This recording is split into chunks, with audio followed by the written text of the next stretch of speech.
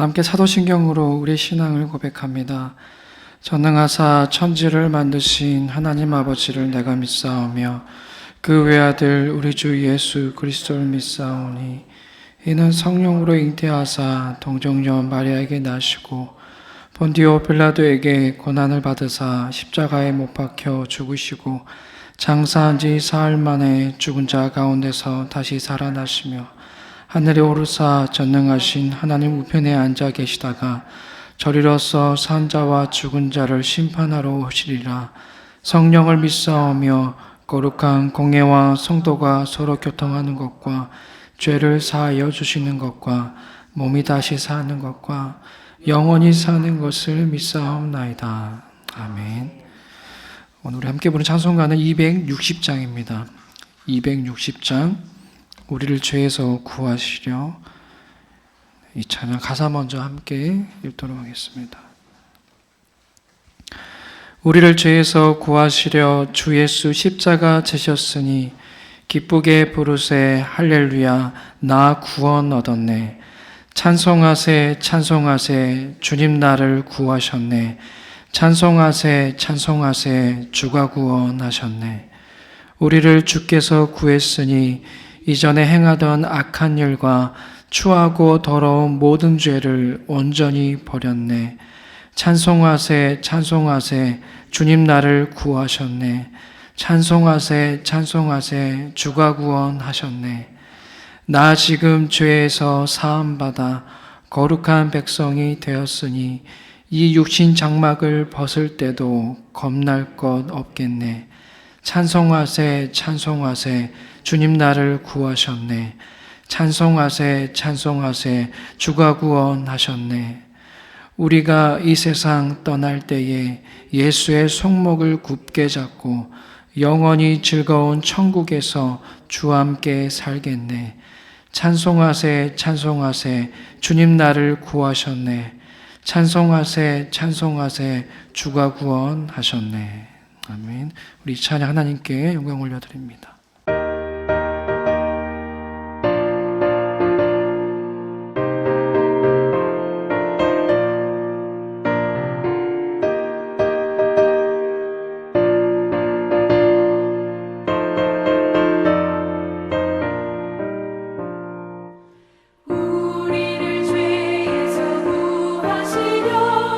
주 예수 십자가 지셨으니 기쁘게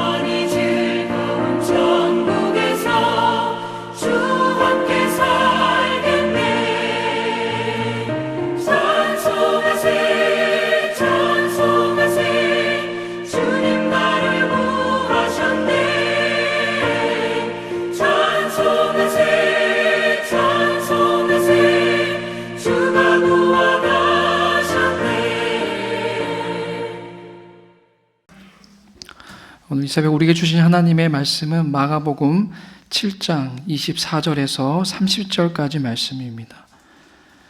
마가복음 7장 24절에서 30절까지입니다.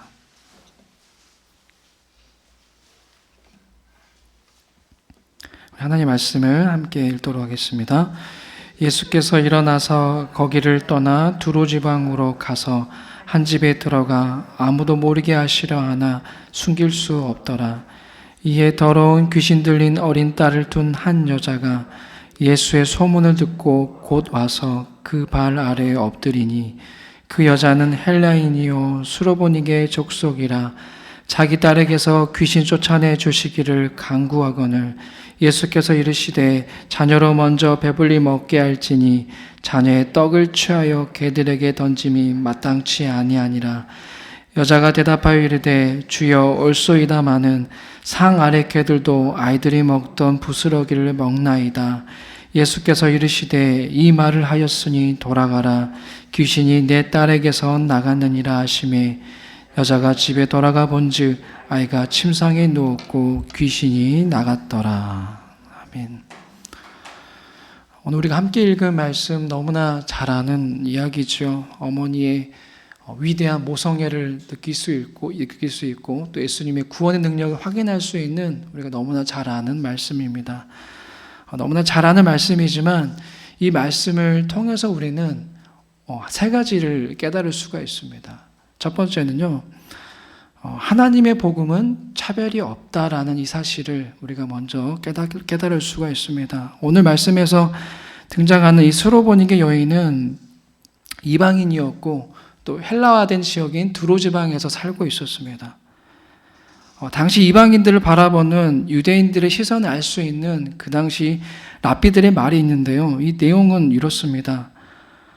거룩한 음식이 사람을 위해 만들어졌고 개들을 위해 만들어지지 않았듯이 토라는 택한 백성들 위해 주어진 것이지 이방인들을 위해서 주어진 것이 아니다.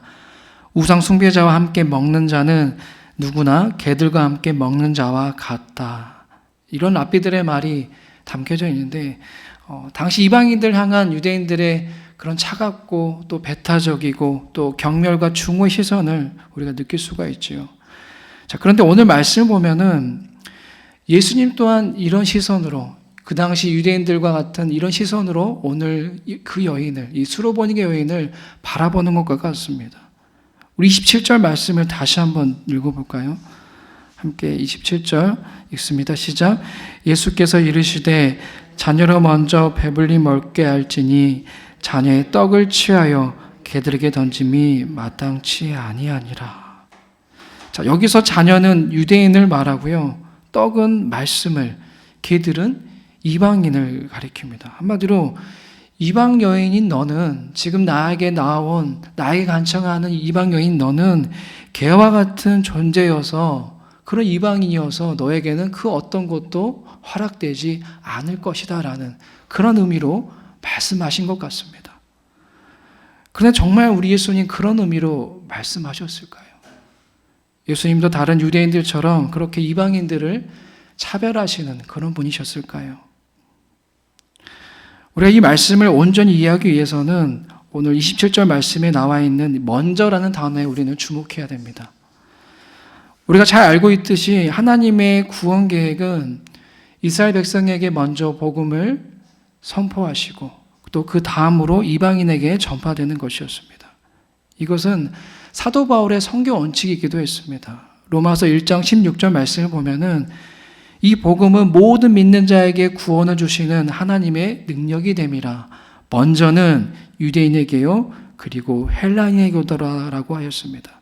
또 예수님도 부활하신 다음에 제자들에게 이렇게 말씀하셨습니다. 사도행전 1장 8절 말씀이에요. 오직 성령이 너에게 임하시면 너희가 권능을 받고 예루살렘과 온 유대와 사마리아와 땅끝까지 이르리라 라고 말씀하셨습니다. 자, 구원이 이스라엘 백성에만 있는 것이 아니라 점차적으로 확대되어서 이방인에게도 있음을 분명히 말씀하셨습니다. 그렇기 때문에 오늘 예수님께서 말씀하신 이 비유의 말씀은 결코 이방 여인에 대한 차별의 말씀이 아니었습니다. 그 당시 유대인들처럼 이방인들을 모욕이나 그런 경멸의 시선으로 바라보는 것이 아니었습니다. 오히려 하나님의 구원 계획에는 마땅한 순서가 있고 그 구원은 온 세상을 채우고도 넘친다는 말씀이셨습니다. 구원이 이스라엘 백성에게만 국한된 것이 아니라 개처럼 취급받는 이방인들에게까지도 포함된 것임을 말씀하신 것입니다. 자, 이처럼 하나님의 복음은 차별이 없습니다. 하나님의 복음은 그 누구도 차별하지 않으십니다. 그렇기 때문에 우리는 복음을 증거할 때에 취사 선택하듯이 복음을 증거해서는 안 됩니다. 교만함이 가득한 유대인들의 시선으로 누군가를 바라봐서도 안 됩니다. 복음을 내가 먼저 들었다 할지라도 우리 역시 하나님 앞에서는 연약한 죄인된 존재임을 겸손히 받아들이면서 차별이 없으신 그 하나님의 사랑의 복음을 힘껏 증거할 수 있기를 바랍니다. 자, 두 번째로 오늘 우리가 깨닫게 되는 것은요, 어떤 시선으로 주님을 바라보냐에 따라서 우리의 신앙이 결정된다는 것입니다. 말씀드렸듯이 수로보니게 여인을 향한 예수님의 말씀은 차별도 아니고 모욕도 아니었습니다. 이것은 하나님의 구원 계획이었고 섭리였습니다. 그럼에도 이 예수님의 비유의 말씀은 충분히 오해할 만한 소지가 있는 말씀이었어요. 그럼에도 이 여인은 매우 놀라운 대답을 예수님께 했습니다. 우리 말씀 28절 말씀 다시 한번 함께 읽습니다. 시작. 여자가 대답하여 이르시되 주여 올소이다마는 상 아래 개들도 아이들이 먹던 부스러기를 먹나이다. 자, 이 여인의 말을 달리 표현하면 이렇습니다. 네, 맞습니다. 저는 이방 여인입니다. 당연히 저는 하나님 상 앞에 제 자리는 없을 것입니다. 하지만 그 상의 음식은 세상 모든 사람이 다 먹고도 남을 만큼 풍성할 줄로 믿습니다. 비록 먹을 자격이 없는 개와 같은 존재이지만 주님, 저도 먹고 싶습니다. 저도 먹게 해주십시오 라면서 그렇게 예수님께 간청하는 것입니다. 자, 참 놀라운 대답이죠. 예수님의 비유의 말씀을 듣고 기분 나빠할 수 있었을 텐데 예의 바르면서도 대담한 태도를 여인은 보여줬습니다. 자, 이 여인의 놀라운 대답을 듣고 우리 예수님 뭐라 말씀하셨습니까? 29절 말씀에 보면은 예수께서 이르시되 이 말을 하였으니 돌아가라, 귀신이 내 딸에게서 나가느니라고 말씀하셨습니다. 그래, 너가 정말 놀라운 말을 하였구나. 돌아가거라, 네 소원대로 네 딸이 치유되었다라고 말씀하시죠. 이방 여인을 칭찬하셨습니다. 자, 그렇다면은 왜 예수님은 이방 여인의 대답에 놀라워하시고 또 그 여인을 칭찬하셨을까요? 예수님의 사명을, 예수님이 이 땅에 오신 목적을 그 여인이 바르게 이해하였기 때문입니다. 우리가 잘 알고 있듯이 누구보다도 예수님의 이 사명, 이 땅에 오신 목적을 이해할 제자들은 어떠했습니까? 그 뜻을 이해하지 못하였죠. 그 사명을 바르게 이해하지 못하였습니다. 심지어 예수님께서 3번이나 십자가의 죽음을 말씀하셨음에도 불구하고 그들은 그 십자가의 죽음의 의미를 온전히 깨닫지 못하였습니다. 그런데 이 이방 여인은 예수님의 소문을 들었을 뿐이고 또 예수님과 짧은 대화를 나누었을 뿐인데 예수님의 사명을 이해하였습니다. 하나님의 그 구원의 그 은혜와 계획이 이스라엘을 넘어서서 이방인들과 온 열방으로 점차적으로 확대될 것이라는 이 놀라운 섭리를, 구원의 계획을 이 이방 여인은 이해하였던 것입니다. 그리고 또 믿었습니다. 그렇다면 어떻게 그럴 수 있었을까요? 제자들조차도 이해하지 못하였던 예수님의 그 사명과 하나님의 구원 계획과 섭리를 어떻게 이방 여인이 알 수 있었을까요? 저는 예수님을 바라보고 있는 이 여인의 시선에 그 답이 있다라고 믿습니다. 오늘 우리 25절 말씀을 다시 한번 읽어볼까요? 25절 함께 또 읽습니다. 시작. 이에 더러운 귀신 들린 어린 딸을 둔 한 여자가 예수의 소문을 듣고 곧 와서 그 발 아래에 엎드리니. 아멘. 예수님의 소문을 듣고 그 발 아래에 엎드렸다라고 말하고 있습니다. 자, 발 아래에 엎드렸다라는 게 뭘까요? 예수님의 발에 자신의 얼굴이 닿아 닿을 정도로 고개를 또 몸을 낮추고 숙였다는 것을 말하죠. 이건 뭘 의미하겠습니까? 그 자세를 통해서 뭘 의미할 수 있을까요? 그것은 오직 예수님만이 자신의 딸을 치유하실 수 있는 능력을 지니신 분이라는 것과 자신이 비록 하찮은 개와 같은 이방 여인이라 할지라도 예수님의 구원의 능력은, 하나님의 구원의 능력은 물이 바다를 덮은 같이 차고 넘친다는 이 사실을 온전히 믿는 것을 의미하는 것입니다. 이 여인은 이런 확신과 믿음을 가지고 예수님의 발 아래에 엎드렸고 그 발 아래에 엎드린 그 시선으로 예수님을 바라보았기 때문에 그 믿음대로 결국 그 딸은 나음을 받았고 예수님의 제자들조차 이해하지 못하였던 그 예수님의 사명과 이 땅에 오신 목적을 바르게 이해할 수 있었던 것입니다. 사랑하는 여러분, 어떤 시선으로 예수님을 바라보냐에 따라서, 주님을 바라보냐에 따라서 우리의 신앙이 결정됩니다. 같은 물체라도 어떤 높이에서 바라보냐에 따라서 그 모습이 달라지듯이 내가 지금 어떤 시선으로 어떤 자리에서 주님을 바라보냐에 따라서 내 신앙이, 우리 신앙이 결정되는 것입니다. 이방 여인과 같이 예수님의 발 아래에 엎드려서 주님을 바라보게 되면은 나를 향한 놀라우신 주님의 뜻을 깨닫게 됩니다. 죽을 수밖에 없는 나를 구원하시기 위해 십자가의 죽음을 택하신 예수님의 그 놀라운 사랑을 느끼게 되는 것입니다. 그리고 그 시선은 겸손한 신앙의 자세를 갖게 만듭니다. 오늘 저와 여러분은 어떤 시선으로 주님을 바라보고 계십니까? 어떤 마음가짐으로, 어떤 시선으로 십자가에 달리신 예수님을 바라보고 계십니까? 오늘 이 여인과 같이 간절히 주님의 도우심을 바라며 주님의 발 아래에 엎드린 그 겸손한 마음과 그 시선으로 주님을 바라보시기를 주님의 이름으로 부탁드립니다. 그렇게 될 때에 우리 역시 이 여인처럼 주님의 치유하심과 풍성한 구원의 그 사랑과 계획을 깨닫게 되고 온전히 이해하게 될 줄로 믿습니다. 세 번째로 오늘 우리에게 주신 말씀을 통하여서 우리는 예수님은 우리를 위해 개와 같이 낮아지셨다라는 이 사실을 또 깨닫게 됩니다. 좀 거칠긴 하지만 예수님 그렇게 낮아지셨습니다. 한번 생각해 볼까요?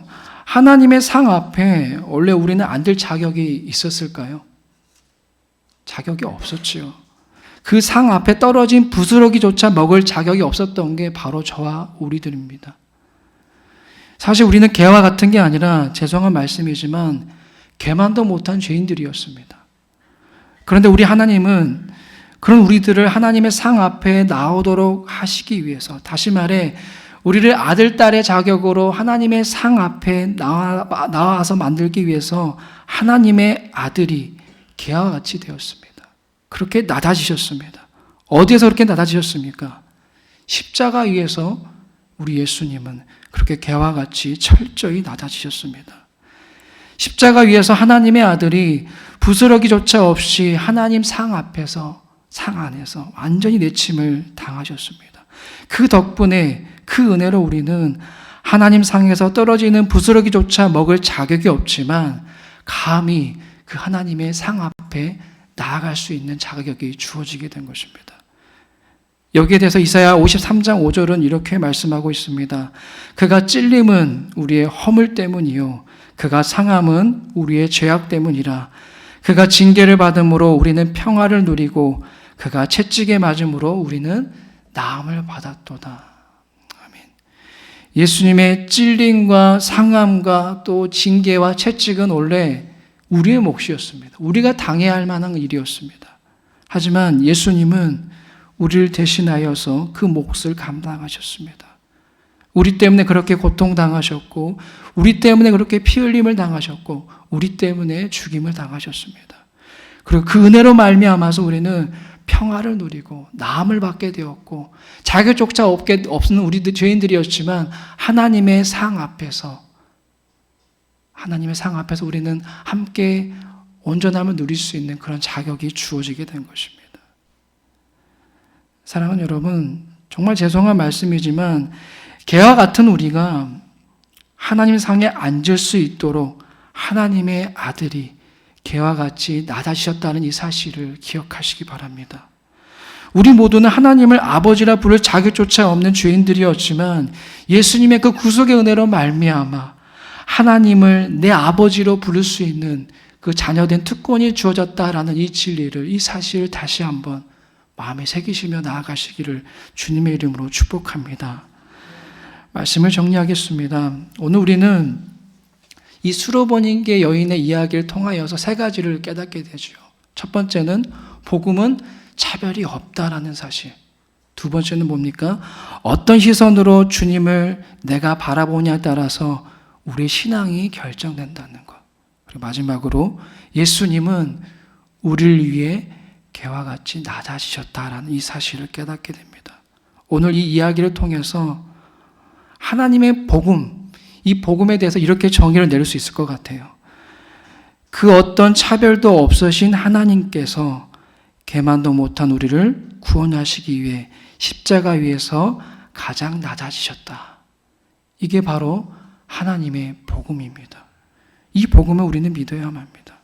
그리고 이 복음을 온전히 믿기 위해서는 복음을 대하는 우리의 자세가 중요합니다. 어떤 자세일까요?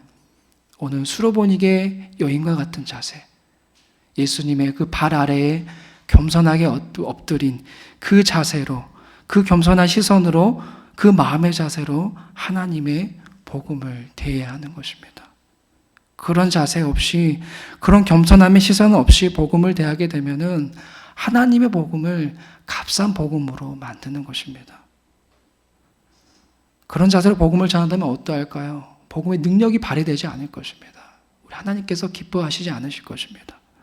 그러므로 오늘 이 시간 이후로 내가 하나님의 복음을 어떤 자세로 또 어떤 마음가짐으로 대하고 있는지를 한번 우리 각자가 생각해 보시기를 바랍니다. 그리고 수로보니게 여인과 같은 간절한 마음과 그 겸손함으로 주님을 바라보고 있는지, 그리고 주님만이 나의 구원자가 되신다는 믿음과 확신이 내 안에 있는지를 한번 각자가 물어보시고 또 기억하시기를 바랍니다. 그래야 할 때 우리가 전하는 하나님의 복음이 다른 누군가를 살리고 품을 수 있는 놀라운 하나님의 능력이 될 줄로 믿습니다. 우리 모두가 복음의 정수를 바르게 깨닫고 또 겸손하게 복음을 증거하는 삶을 살아내시기를 주님의 이름으로 축복합니다. 오늘 우리가 또 함께 기도하며 나아갈 텐데요. 계속해서 우리가 수험생을 위한 기도를 하고 있습니다. 오늘 우리가 함께 기도할 또 믿음의 자녀는 박재성 집사, 박순 집사님 가정의 박민영 자녀입니다. 기도 제목은 이렇습니다. 하나님이 주신 비전을 품고 차근차근 준비하게 하옵소서. 하나님의 선함을 드러내는 삶을 살아가게 하옵소서. 또 이 기도 제목을 가지고 우리 박민영 우리 형제뿐만 아니라 또 우리 수험생을 위하여서 함께 합심하며 기도도 나아가도록 하겠습니다. 하나님, 오늘 또 함께 기도할 또 믿음의 자녀 우리 박민영, 하나님이 주신 비전을 품고 아버지 준비하게 하여 주옵소서. 아버지, 세상의 비전을 품는 것이 아니라 하나님의 비전을 품고 나아가기 원합니다. 그 비전을 품고 나아가게 하여 주시옵소서. 특별히 하나님의 선함을 드러내기를 원합니다. 아버지, 정말 무엇보다도 구원의 계획을, 하나님의 선함을 드러낼 수 있는 아버지 놀라운 믿음의 자녀가 되게 하여 주시옵소서. 아버지, 그뿐만 아니라 아버지 우리 수험생들 모두가 동일하게 아버지 정말 그렇게 비전을 품을 수 있도록 하나님의 선함을 드러내는 삶을 살아갈 수 있도록 주시옵소서.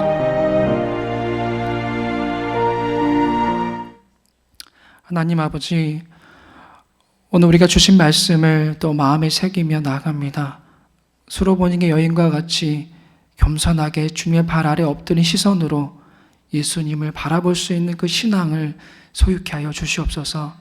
그런 신앙을 소유하고 그런 마음가짐으로 주님을 대할 때에 또 복음을 대할 때에 차별이 없으신 놀라운 하나님의 복음과 또 복음의 능력을 경험하게 될 줄로 믿습니다. 하나님, 그렇게 예수님께서 우리를 위해 철저하게 낮아지셨다는 이 사실을 우리가 바르게 이해하기 위해서는 하나님 겸손함, 신앙의 자세가 필요하다라는 것을 기억하며 주님, 우리가 그 복음의 능력을 그렇게 믿으며 나아갈 때에 그 능력을 경험할 수 있는 은혜가 있게 하여 주시옵소서.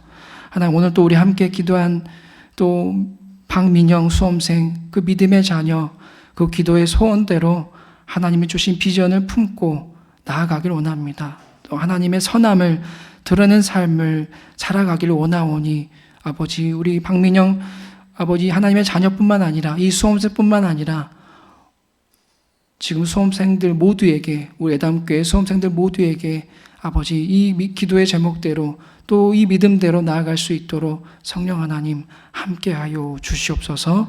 예수님의 이름으로 기도드리옵나이다. 아멘. 하늘에 계신 우리 아버지여, 이름이 거룩히 여김을 받으시오며 나라 임하옵시며 뜻이 하늘에서 이룬 것 같이 땅에서도 이루어지이다. 오늘날 우리에게 일용할 양식을 주옵시고 우리가 우리에게 죄 지은 자를 사하여 준 것 같이 우리 죄를 사하여 주옵시고 우리를 시험에 들게 하지 마옵시고 다만 악에서 구하옵소서. 대개 나라와 권세와 영광이 아버지께 영원히 있사옵나이다. 아멘.